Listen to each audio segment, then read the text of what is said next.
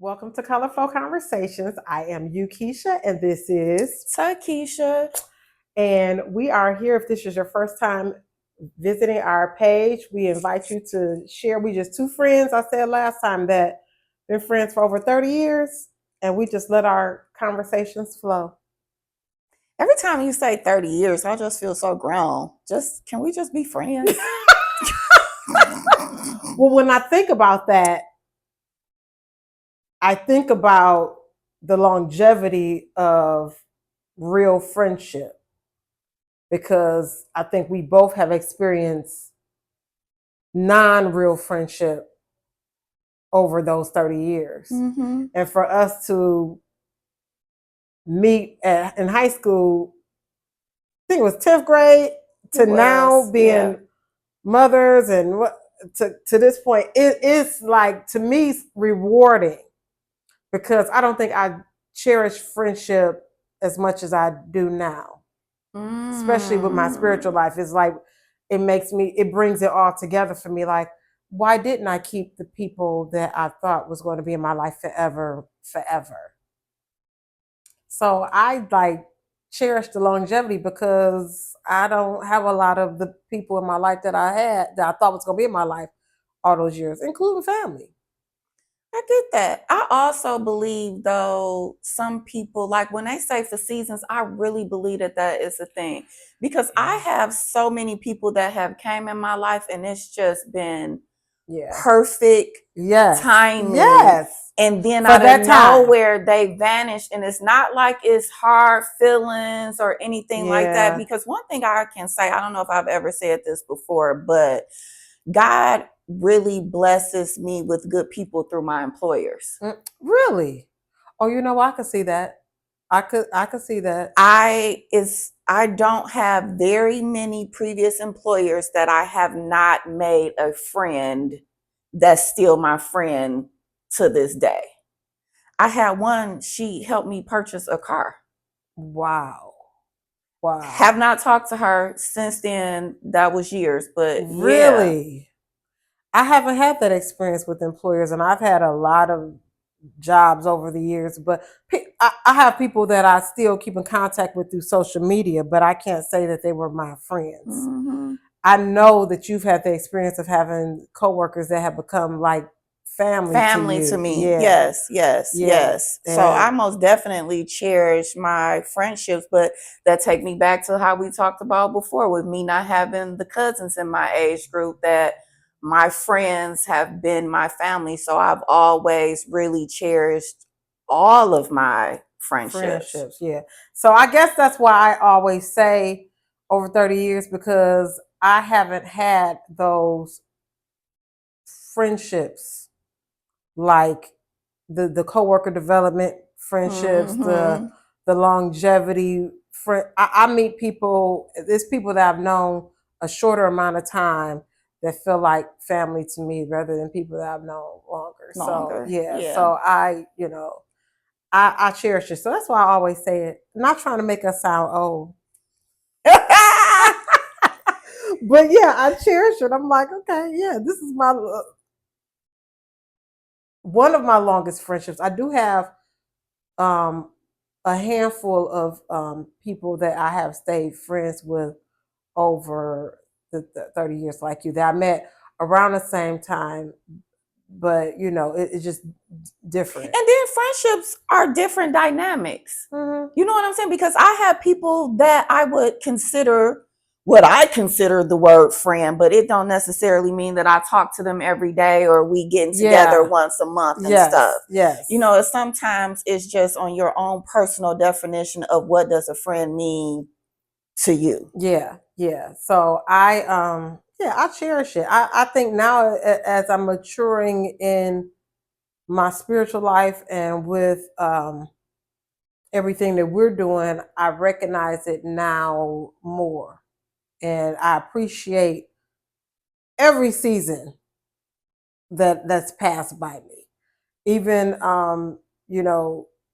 friendship, family, relationships, all the seasons. I appreciate every last one of them. Some people may regret past things from their past or their seasons, but I don't.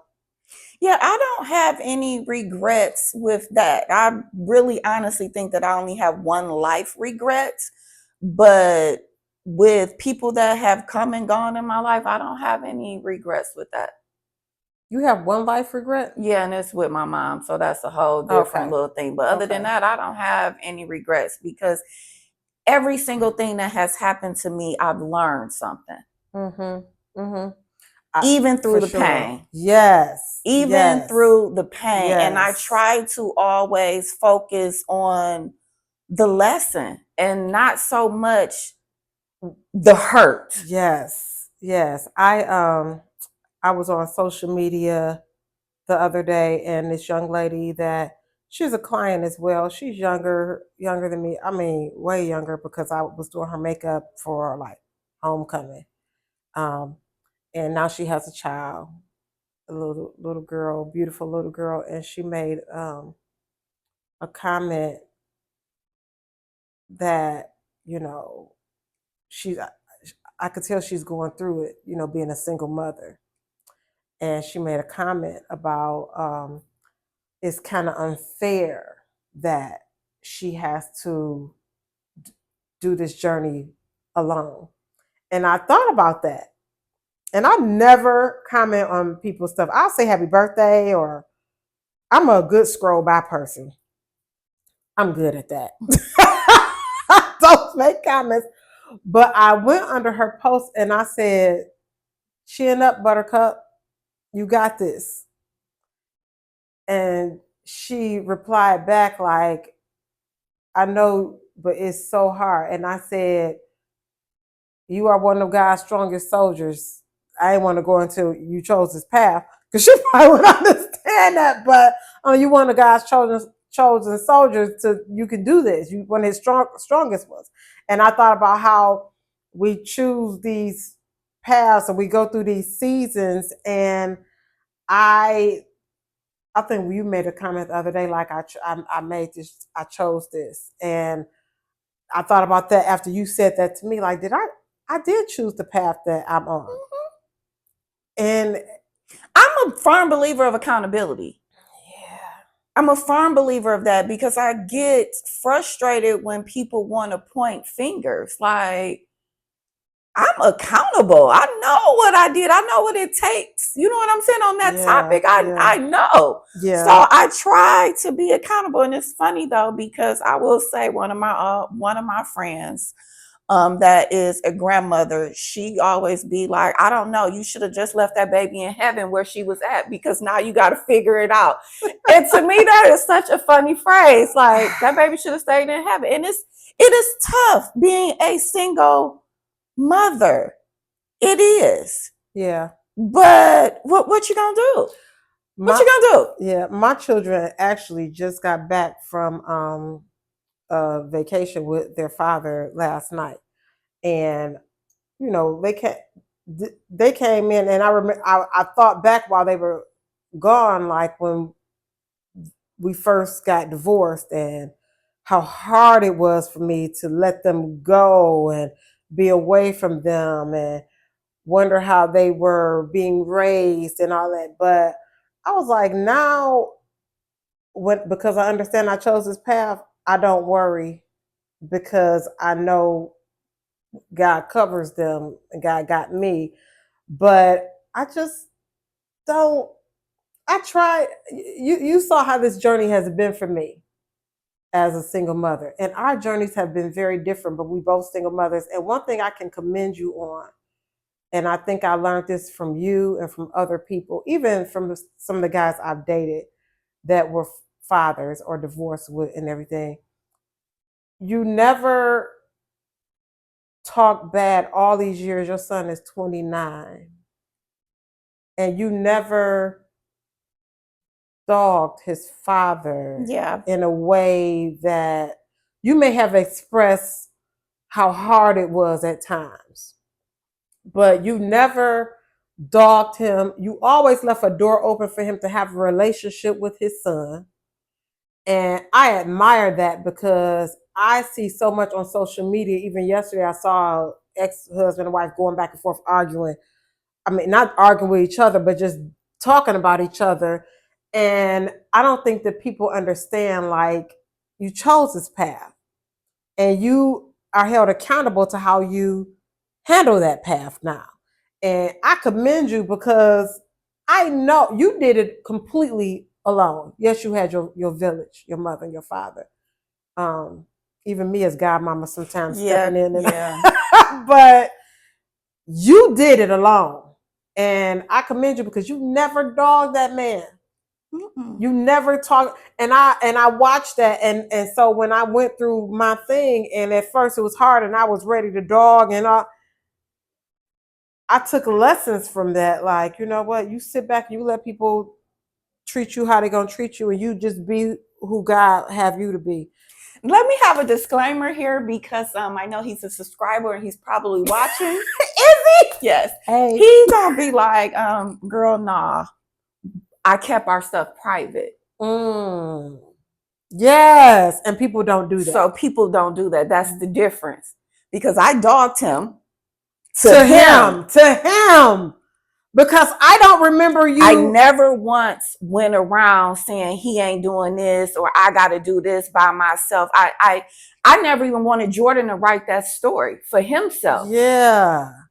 Okay. I wanted him to feel as much love as he possibly could, even if his father wasn't there. Wow. And I never wanted him to feel like, because I would just say, well, you know, your dad lived out of state.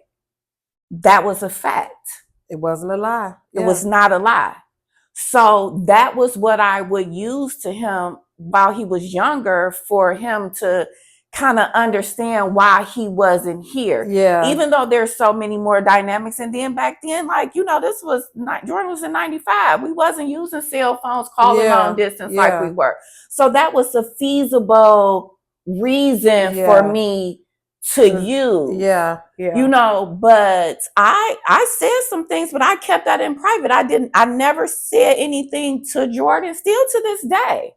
With there's issues that honestly, I'm not even on Jordan's side on his view. I'm on his dad's side. Really? Yes. Okay. But I never once out in public disgraced that man. And that's why I don't think a lot of people understand is I think about stuff like that in my quiet time of how I should handle situations, and I think about people like you and I won't name other people because of situations, but how much they've been an example to me and when I've been in close proximity and can see how they treat their situation, and I learn from that, and I'm like, I have never heard you publicly or anything disgrace or dog the situation you were put in at 19 years old. I think you always left the door open for him to be a part of his son's life. I did the best that I could. Yeah. Because I won't say I always did, but I did the best that I could at that time because I still was human going through those emotions. Yeah. And again, I wasn't trying to bring anybody else in. Yeah. And one thing about me is I always, I don't know if the word is shelter, hide, but I take away because I never want Jordan to hear certain things like that. So even now, if I'm going to have certain conversations about my life that may not even have to do with him, I'm going to step outside. Yeah, you do step outside and FaceTime me when we do talk on the phone. I noticed that you will be outside. I will go outside. Yeah. I'm not having that conversation in the house for my child to hear. And he's grown. Wow. And it may be a conversation that I'm talking to him about too. Yeah. But I separate that. It's very important for me for the child to be in a child's place, so to speak, and not be exposed to so much. Yeah. And because, again, like I said, we have emotions and I'm full of them and I go through things. So I'm not going to say I might not have never said anything about him, but that was not my normal. No, that was not my normal. It was not. It was not. And when I think about how you said that you don't ask about how people are doing, I don't remember you ever asking me how my situation was going. No, I didn't. Ever. I didn't. We didn't sit. Now, in the beginning, you were trying to help because it was a very kind of volatile situation initially, and you were trying to be the I would say even the peacemaker. Yeah. The peacemaker. And that's normally my role in life. Yeah, you were trying to be the peacemaker, and then when you realized, oh, I can't be the peacemaker, and as you stepped out and never once asked or looked back at anything. Never. And I think that's the lesson that a lot of people have to learn. And that's what if I ever have a conversation with the young lady, I want to tell her, like, you just be the mother. Be the best mother you could be and stop worrying about the other party. And that really is the key from somebody who lived it. That is the key, is to do the best that you can with what you're given. Yeah. And what I will say is I was blessed, and I speak from a grateful place because God always dropped in what I needed and who I needed and when I needed it. Yeah. Yes. So when there was issues with the daycare, then I had my friend from high school, her family owned a daycare center. Boom, bam, Jordan going to daycare.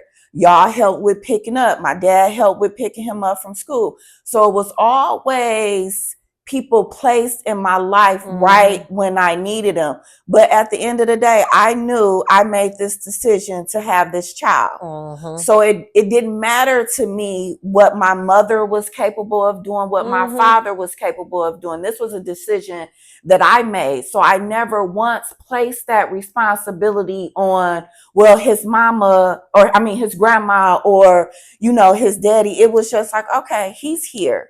So I prepped for him. Yeah. Before he got here, I was working at JCPenney's. My mom worked at Kmart. So I was prepping, getting things that I needed. Yeah.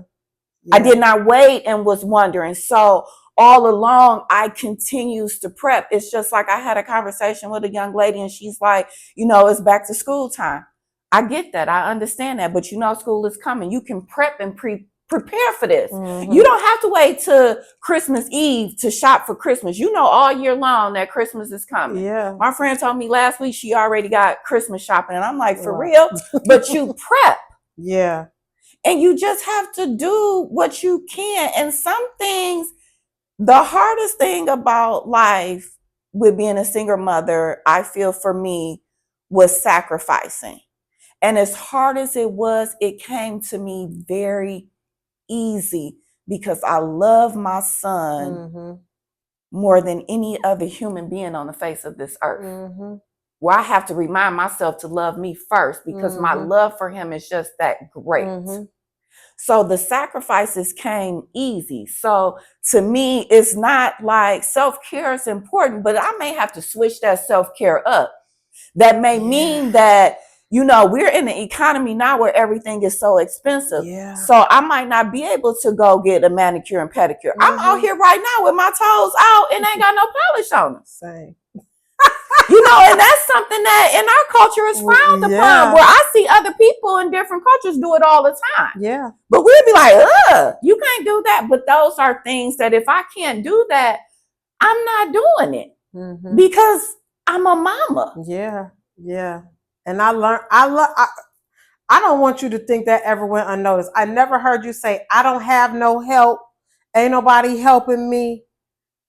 And mad at other people because they not stepping in and blah, blah, I didn't even used to get mad at my mom because my mom would say, like, when the middle child, my sister's middle one, was born, my mother stepped into that grandmother role. But my mother would tell me, I ain't that kind of grandma. She was trying to live her life.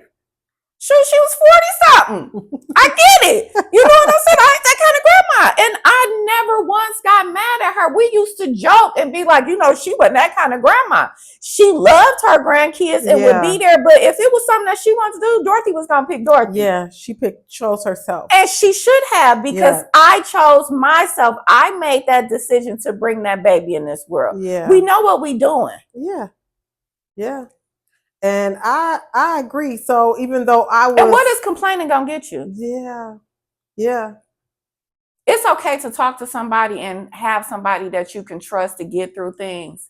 It's nothing wrong with that. But when you start complaining and blasting and putting it all out there, it just brings too much more negative attention, when right now, really all you need is love. That's really all you want. Mm-hmm. And it's love in different forms. It may be monetary. It's just, you just need that village to feel like you're not alone and you can do it. Yeah. I took lessons from that, and I soon, when my situation happened, I soon stopped responding in the way that I see people respond. I soon started thinking about who I should model my situation after, whether you were married or not, and how you were blessed all these years. He never missed a meal. He never lacked anything. And I was like, I can do this, because just like the young lady said, I know the father is in the child's life, but she feels like she's doing it by herself. I know what that feel like. My children have their father in their life, but we do everything separate. So I feel like I do it alone. And I feel like most women do it alone. Careful now, because somebody ain't gonna like that. I'm saying in my life. Yeah. When I say most, I'm not saying the whole world. I'm saying in my life, the people that I see is typically the mother running back and forth, doing this, going to the store and doing all of these duties. The doctor's appointments, the school stuff, the parent conferences and all of that. I mostly see women doing that. I'm not saying that there's no fathers out there. I'm just saying that I don't see the shit. Mm-hmm. Mm-hmm. The percentage of fathers, because I've seen fathers do it, but I see a very low percentage of it. It's only one that comes to my mind right now that I could say that I know is involved like as much as us in his kid's life. Yes, he's the only one that I can think of. And I'm pretty sure that there's more, but I even think about us growing up, and we talked about that. It was what the mothers did. Yeah. And in my case, my cousins kind of filled in from that. It wasn't even like my mom, because she worked and she worked weird hours. Mm-hmm. So it was like the fillers. But again, can it just not be so much about what that person is not doing, and just we doing the best that we can with the people who are in our lives for that child? It don't matter who ain't there. Yes, and that's where I am. Because it's always going to be somebody that ain't there. I wish that you and I experienced we going to our grandmothers, but we didn't have that experience. We didn't. And we still here and just, we okay. And that's where I am. I appreciate who in their life for whatever role they play in my children's life. I don't expect that any more than what happens. I think if you get out of having expectations. How about this? When you don't have a conversation, when you lay down and you have sex and you reproduce and you have a child, and you've never had a conversation on how we're going to raise this child together. That part. What are your views on certain things? If we did not plan for this to happen, how can you be upset at the choice that you made, the person that you picked? Because you didn't have a discussion to see if you guys were even going to be on the same page from the very beginning. That part. And I know I didn't have it. We have to be accountable. I didn't. Yeah, I didn't either. I wanted a baby. I went and made one, and I got one. Boom. Absolutely. And I didn't think of all of the things that he was missing, or I felt, because I'm a woman. I cannot have raised Jordan to be a man because I don't know what it takes to be a man.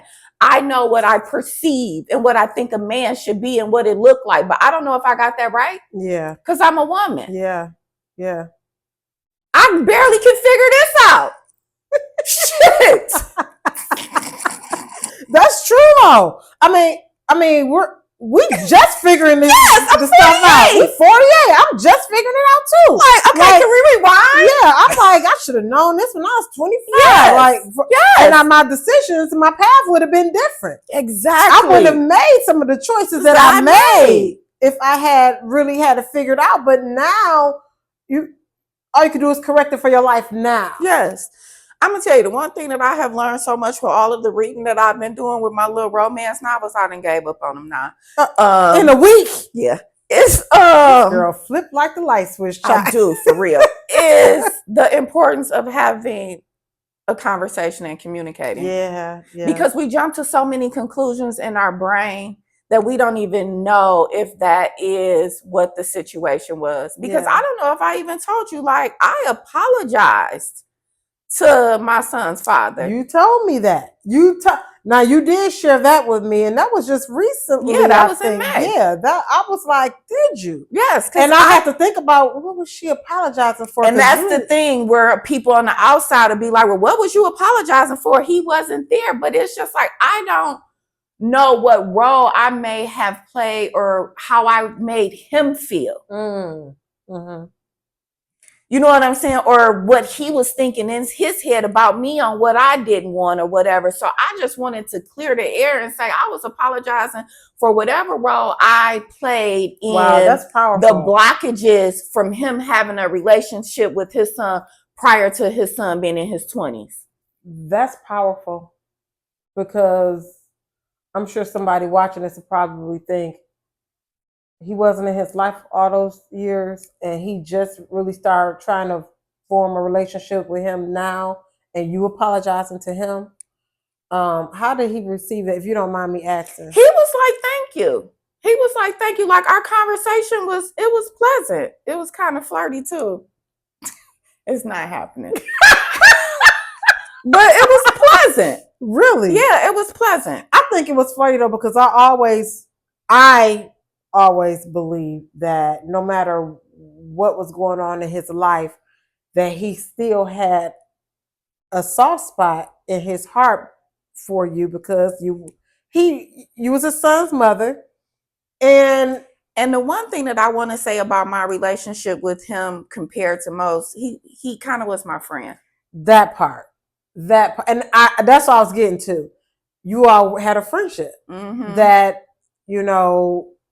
And I say kind of because I seen him out in public with a female. I don't know if I ever shared that with him. She was driving his little red car. I seen that. I was on 9 Mile. I seen it. God be showing me stuff. He been showing me stuff for a long time, and I don't talk about it. And I just kept talking to you after that. But did you? Yeah. But we have moved past that. But he was kind of my friend. Like I said, kind of because I feel like when you somebody friend, there's certain things that you don't do to them. Yeah. And see, we had that where we would laugh and talk and was just cool. I didn't have the friendship like that. And a lot of times you go into these and you're like, you straight dating. You're not building no friendship. You're not getting to know nobody. You just straight dating. Yeah. And you straight having intercourse and you got a baby. Yeah. And I know we don't think about it. There's so many parents out here, celebrities included too, that just got babies with people just because they got babies with them. Yeah. That friendship and that communication is so important. And I don't think that we as a collective understand that. No. And that's the reason why somebody texted me last week, and he probably watching too. Like, so you're going to keep avoiding me because I don't answer the phone, you know? And I'm not avoiding anyone. I just realize that I have to build friendship. And because I didn't have the communication with people in the beginning or build a friendship, that and I don't have no child with you, so I don't have no connection. So I need to have a clean slate. I have to have a clean slate. I never had the friendship with my kid's father. We met, started hanging out, dating, boom, boom, bam, baby, let's get married. It was just, I don't have that connection with him like you have with, I was about to say his name, baby daddy. Yes. But I don't have that connection, but I honor him as their father. Right. You know what I'm saying? When it come down to important situations, I'm going to call him and, hey, we need to talk about this. We're not cool, but when it comes to, I know that he loves his kids. Mm-hmm. Absolutely. You know what I'm saying? Without a shadow of a doubt. Yeah, I know he may not do what I do and I may not do what he do. Of course, parents think I do more. No, I do more. Or I don't even put it on a level of measuring that. I just know he loves his kids. He going to do the best he know how to do. Like I'm doing the best I know how to do. But we don't have that friendship. And I think that's where the path was supposed to be. When we met, we were supposed to just be friends. But like you said, we meet people and it's like boom, boom, bam, Mm-hmm. And I read this yesterday. This lady said she's single, never been married, don't have any children, and she's celibate, and she's open to dating, but her dating life is not working out. And part of the reason she believes because we be out here just boom, bam, sleeping together and everything. And she was like this. On a woman's side, because we be like, well, not we. Women are always saying, I want a man that's going to pay my bills or whatever. And men want the physical. Well, women want the physical too. And she was like, it's not his responsibility to pay my bills, and it's not my responsibility to fulfill his sexual needs. Oh, okay. We're getting to know each other. I take care of myself before you came into my life. And you take care of yourself. We're getting to know each other now. If we want to take things serious, then we move forward with that. But it's not my responsibility when I meet you to take care of your sexual needs. And that's where I'm at. I can most definitely relate to that. Yeah. So I had a conversation with one of my close friends the other day, and I don't really know what we were talking about, but it kind of coincides with this because she was saying, well, now your life is coming together.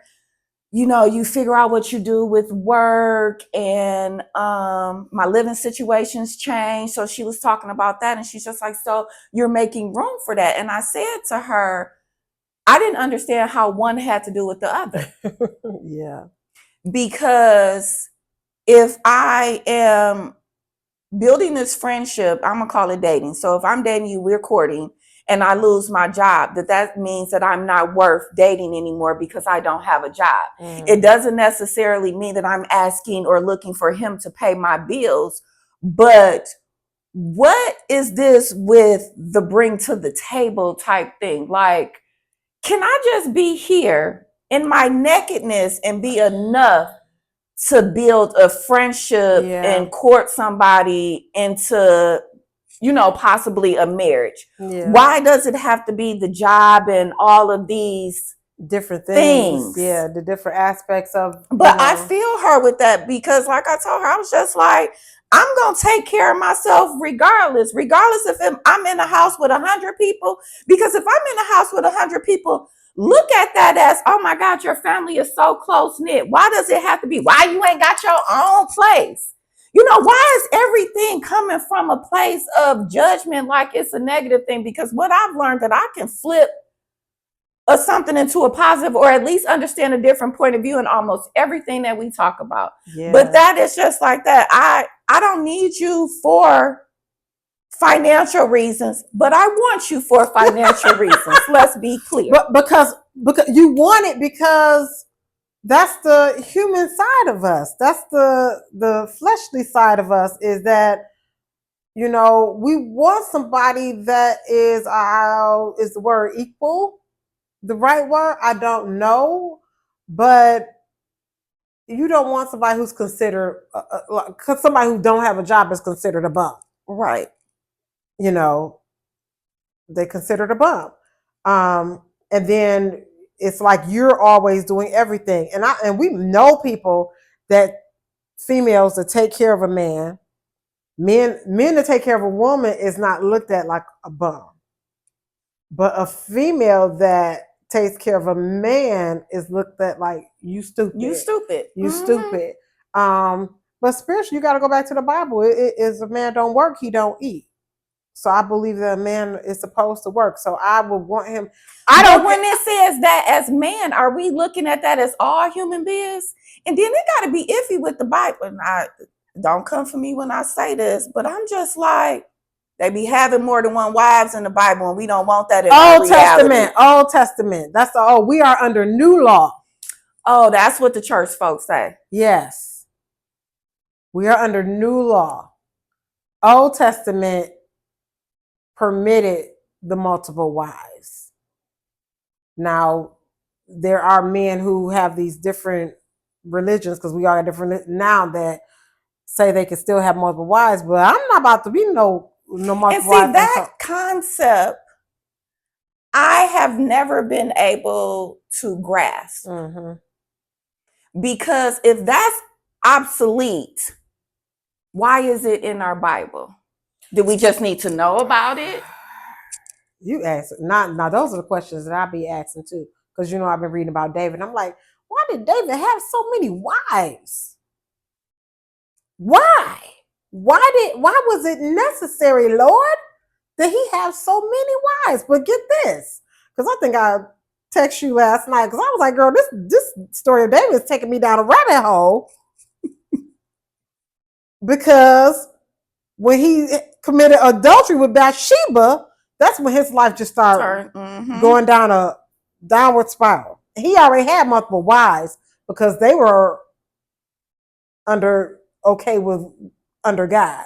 But when he saw Bathsheba, was like, bring her to me, and slept with her, and God wasn't happy with that. Like, she had a husband. He was like, okay, now you done messed up.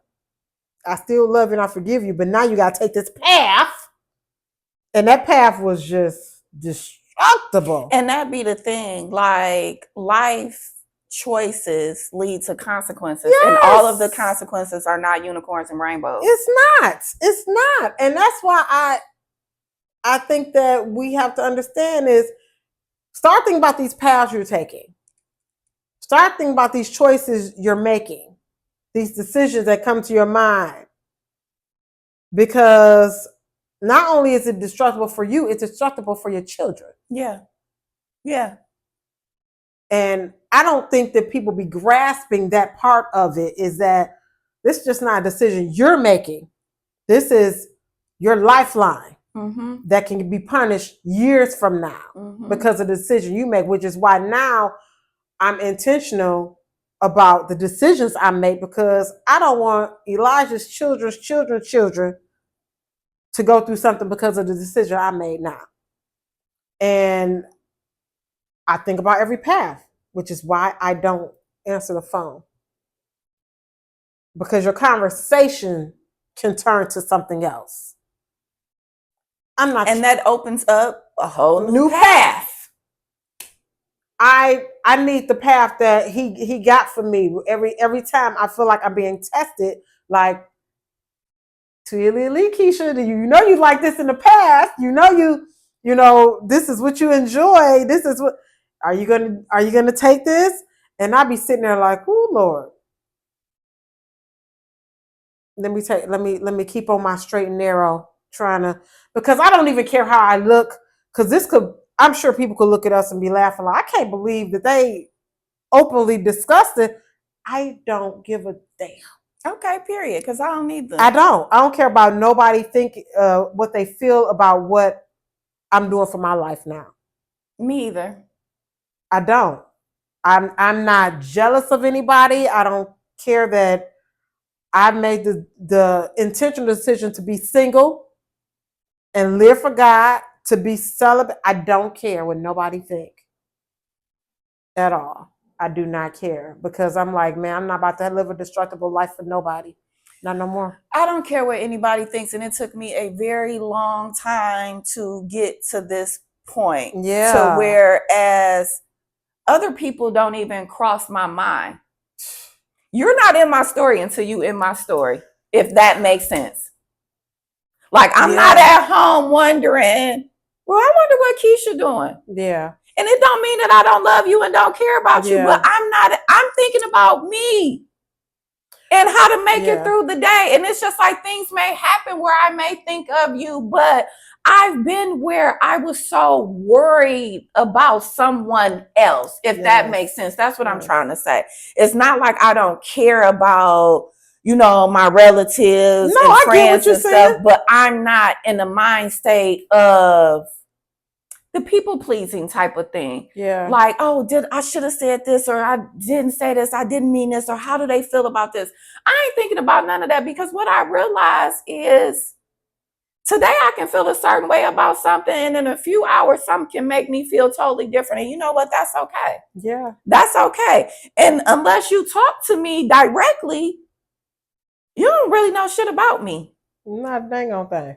You can come to whatever you're drawing a conclusion from the things that I say on this podcast. And if you knew me before, you really don't know me now. You don't know me now. Because I have changed. I have changed so much just this year. Yeah. Let alone last year, just this year. Yeah. You don't know us now. You don't know me now. I absolutely have changed. And I intentionally now recognize, I know what my destructive path can be. And I know how the devil tries to destroy me. And because I recognize it, and it's always been through men, because I desired the relationship. Yours have probably been something different, and you probably know what it is. But he's always won because of that. So now I know, and I had this conversation with a friend of mine. It's only a few people that I can have spiritual conversations with. And she said the same thing about herself, like the devil tried to destroy her with men. And especially when you are a person that desires love in that way. So you have to intentionally know what the path is of destruction for you. Yes. You know what I'm saying? Yes, absolutely. It could be alcohol for some people. I enjoy drinks, but I don't have to have a drink. Mm-hmm. I haven't had a drink in I don't know. You know what I'm saying? But it's not alcohol for me. Everybody has that thing of destruction for them. I know what it is for me because it always dangled something in front of me that'll be like, oh, this person is nice. And that comes from childhood trauma of desiring maybe some type of love that I didn't receive. But like I said, I think it was last week. And you know, you wanted to replicate what your parents had. That part. I wanted to replicate what I saw. Yep. They were married 59 years. You know, not to cut you off, but I was thinking because one of the viewers who I'm friends with, she had commented and was just like, because you know how I was saying, like, I don't see the relationships now in society like we did growing up. But she made a comment and I was just like, she's right. I didn't think about that. Like, because I referred to like the TV shows, but growing up in my neighborhood, I don't remember no single mamas. Me either.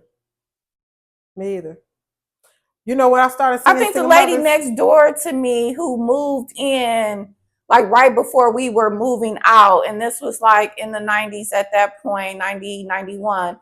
But I remember all like my neighbors being families. Yeah. Do you know where I started seeing single mothers first that I can remember? In the church.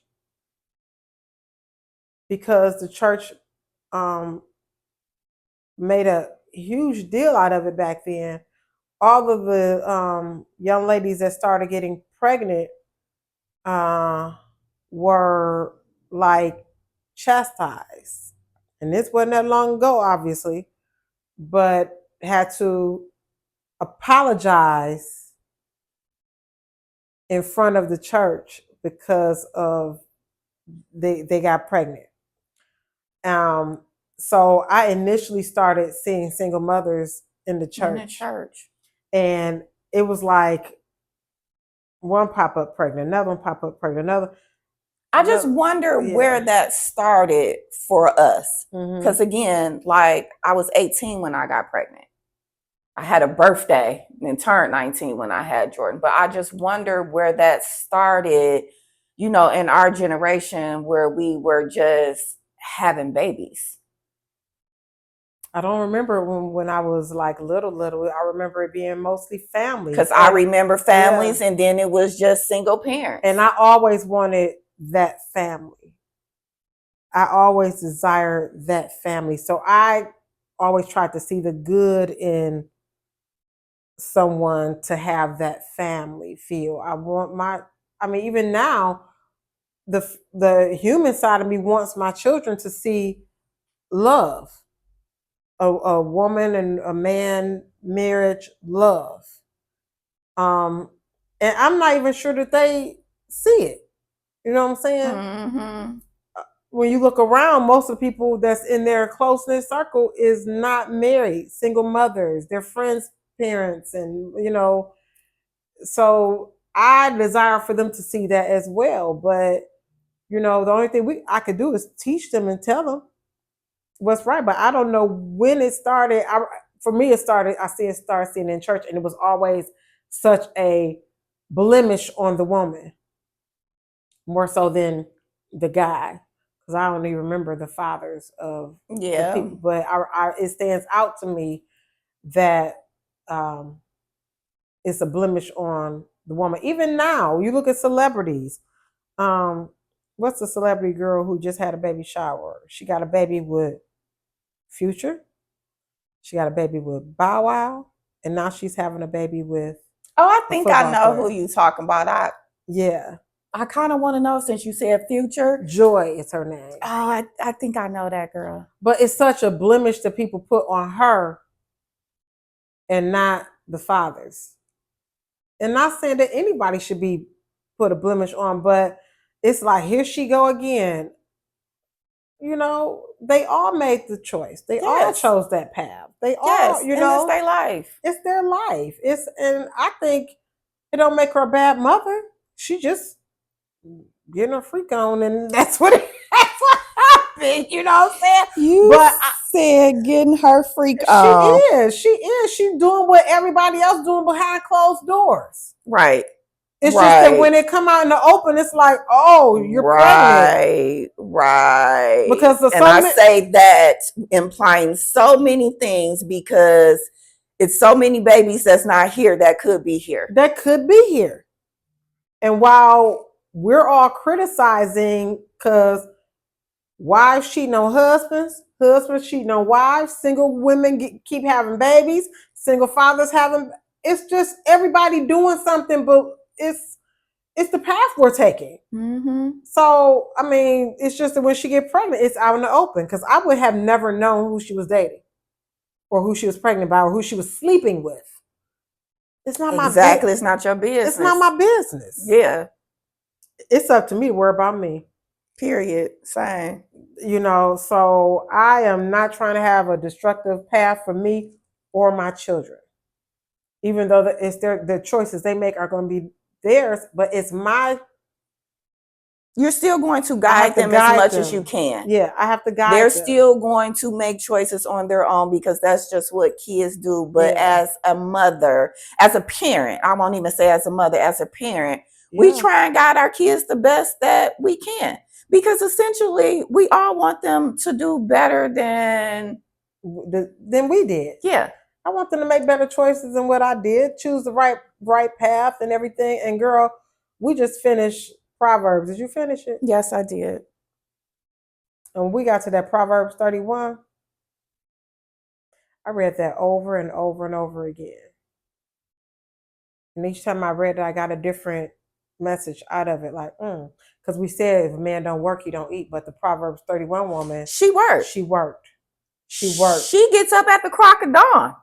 Yeah, she's a working woman. She worked. She took care of Everything. Her family. She scared everything. She was she was busy. Mm-hmm. She wasn't a haughty woman. I saw that word a lot. That is in the Bible. Did you just? Because I saw it in Proverbs a lot when I was reading it. I was like, what is haughty? Why I keep seeing this word haughty? You remember seeing it? Yes. I was like, what is haughty? Yes, that's why I'm just like, you just pulled it. I took a deep dive into the word haughty woman because I was like, am I a haughty woman? When it talked about the woman that was like adulterous and trying to seduce the man, I was like, oh child, it was a lot. But I kept seeing that word haughty. I was like, the Proverbs 31 woman was not haughty. No. She was a good woman and she was a virtuous woman. I even took a deep dive into that. Like, what is virtuous? Because I'm not a virgin anymore. So what is virtuous? And then I started reading. I'm like, oh.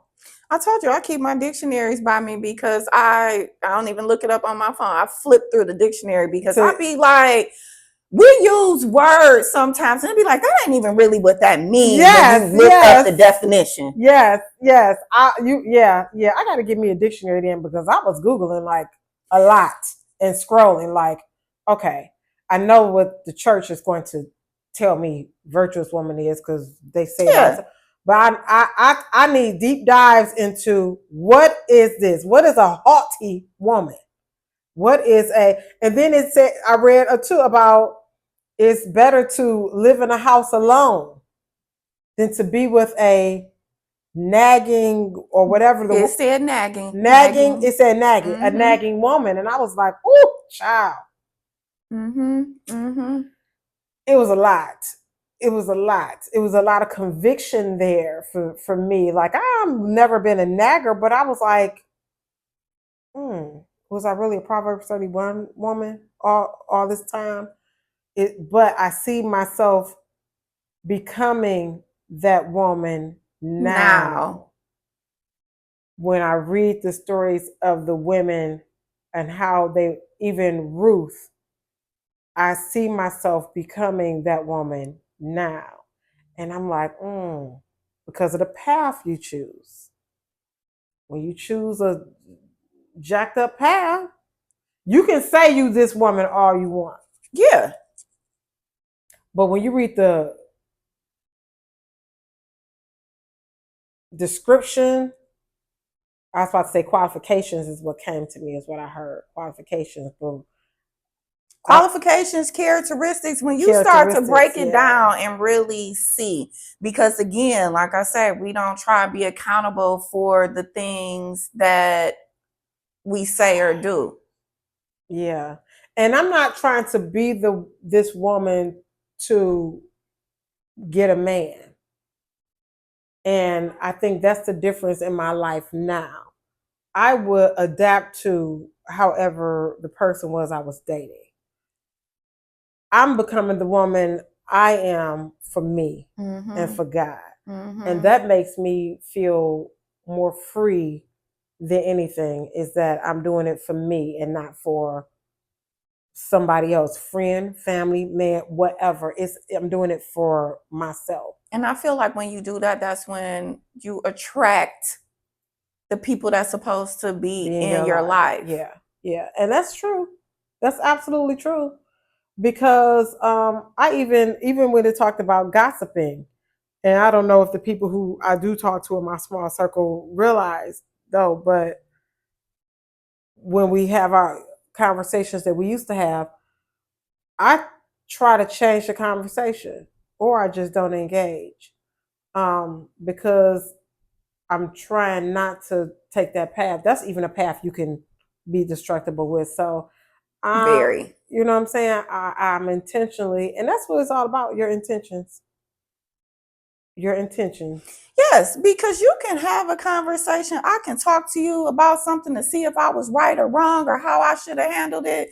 But that same conversation, you can go and run with it. Tikisha said this and start some mess when it was not even my intentions from the beginning. Yeah. You know, so it's just like that whole gossiping and how people handle those outside conversations to stir up mess. And it's just like, what reward do you get? Do you look better? You know what I'm saying? Does this put you up on a pedestal because you did knock somebody else down or you try to degrade their character? Yeah. Now, there have been situations where I will laugh at, like, if somebody is saying something, and even then, my heart get pricked, like, was that right? You know what I'm saying? Like, should I have been?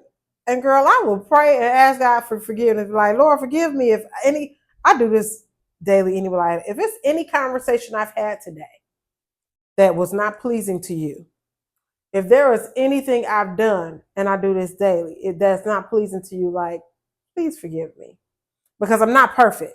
Right, me either. I'm not perfect. Me either. And I've had several conversations, and for me in my heart, I feel like I wasn't coming from a place of talking about somebody.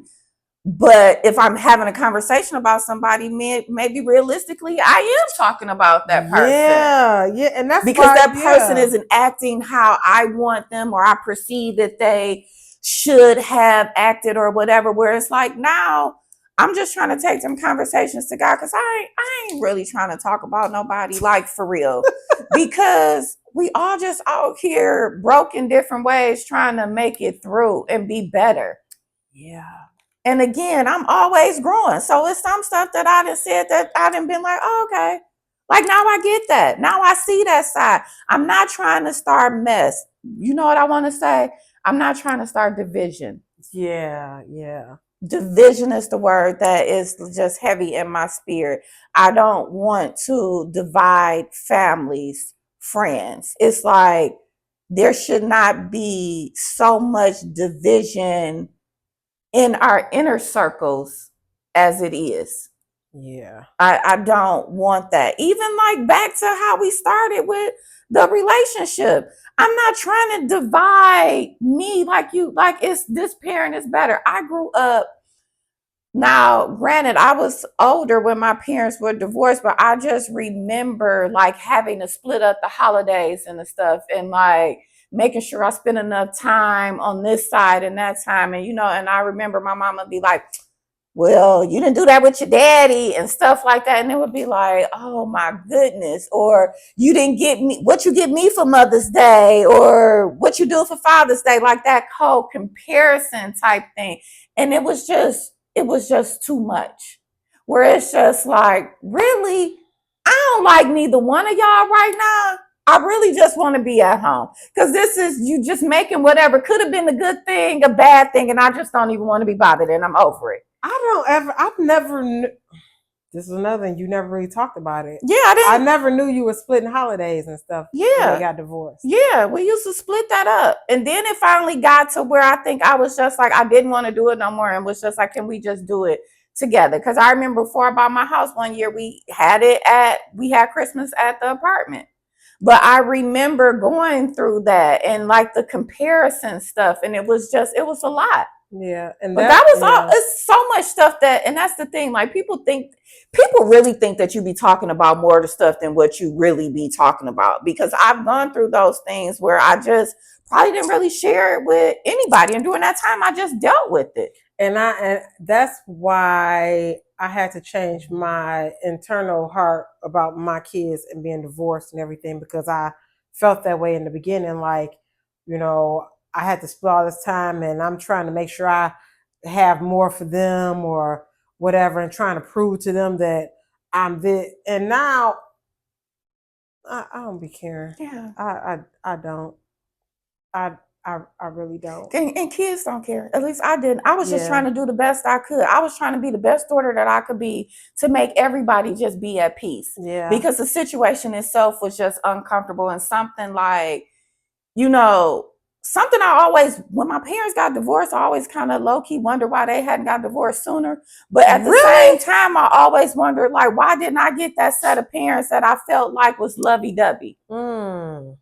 Yeah, like, I didn't want to duplicate what they had. I didn't want to be a replica. I wanted nothing to do with that. You never saw them like lovey-dovey? No. At all? No. I remember them doing a hug on my graduation, high school graduation. Really? That's it. But I don't even remember their interactions being like, hey, baby, or just nice. Not that it was mean. It was just more like business. Yeah, it was just, they was just there. We was all just there. It wasn't, I don't know how to describe it. It just, it wasn't full of affection and it wasn't full of romance. We coming on an hour. Oh, we at an hour. Listen, I learned a lot from you with this single motherhood. I want you to know that. I think that my sister probably would say the same. She's told me that. Yeah. She's told me that. She would say the same. And what I had to learn, and this is the lesson for single parents, not just single mothers, but single parents out there. Look at the positive side of things and look at the people who are doing well in what they do, and not material wise, but in their heart. The going back and forth, the arguing, the talking about, that ain't it. Mm-mm. That ain't it. And worrying about what somebody else do, that ain't it. So, my last little tidbit I want to say is just to problem solve. Yeah. Problem solve. Like, whatever the issue is, don't point fingers on how we got to the problem. Just how can we fix it? How can we fix it? And you may not be able to fix it with the other person. And that is where you have to go to God and really search on how to fix a situation. Yeah, no matter what that situation is how do we resolve this without bashing or placing blame or whatever else. Because at the end of the day, if you love your child, you want the best for your child, so you just gotta figure out how you can provide that, whatever that may entail. Whatever it is. I want the best for my kids. You want the best for yours. And I feel like most people want the best for their child. Think about your child, because a lot of stuff we put on social media is never going to go away. Somebody can screenshot it or whatever. Think about your child more so than the other person and what's best for your child. That's all I got. Me too. Listen, listen, subscribe, share it with a friend. This particular episode, send it to a single parent. Somebody you know that may be going through something or a situation or in the middle of divorce or taking care of their kid by themselves or co-parenting. Send it to somebody, because we want to help somebody else with our stories. Yes. Our stories. And sometimes you have to do things that you just don't want to do. I remember working at a daycare center because I didn't have daycare for Jordan. So I'm just saying, like, impossible is possible. Yeah. It just might be uncomfortable. It may be, you got to do the uncomfortable. Get out your comfort zone. So we will see you all next week. Peace.